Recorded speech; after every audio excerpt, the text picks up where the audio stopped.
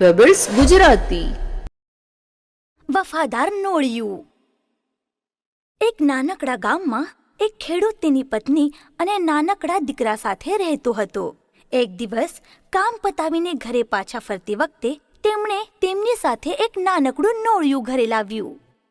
આ જોયું કે આપણા દીકરા સાથે રમવા માટે આપણે આ નોળિયું પાળીએ. એક દિવસ ખેડૂતની પત્ની બજાર જવા નીકળી. તેણે પોતાના બાળકને હિંચકામાં સુવડાયો. દીકરાને નોળિયા સાથે એકલું રાખવાનું તેના એકદમ જીવ ઉપર આવ્યું હતું અને તેણે પતિને બાળક પર ધ્યાન દેવા કહ્યું. જુઓ, જરા આપણા બાળક ઉપર ધ્યાન રાખજો. થોડી વાર માં જ તે બજારથી ટોપલી ભરીને સામાન શાકભાજી લઈને પાછી આવી.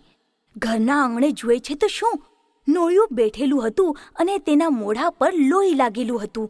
તે જોતા જ તે ભરાડી. અરે બાપરે, લોહી! તે મારા દીકરાને મારી નાખ્યો ને! તેણે બધી તાકાત લગાવીને નોળિયાને માર માર્યો અને દોડતી અંદર દીકરાને જોવા ગઈ. અંદર દીકરો શાંતિથી હિંચકામાં સૂતો હતો અને હિંચકાની નીચે જમીન પર એક સાપ લોહી લુહાન મરેલો પડ્યો હતો.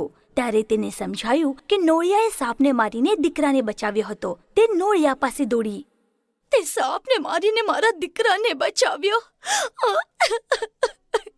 પણ નોળિયાને કંઈ સંભળાવ્યું નહીં, કારણ કે તે બિચારું તો મરી ગયું હતું અને ખેડૂતની પત્ની પશ્ચાતાપથી રડવા લાગી.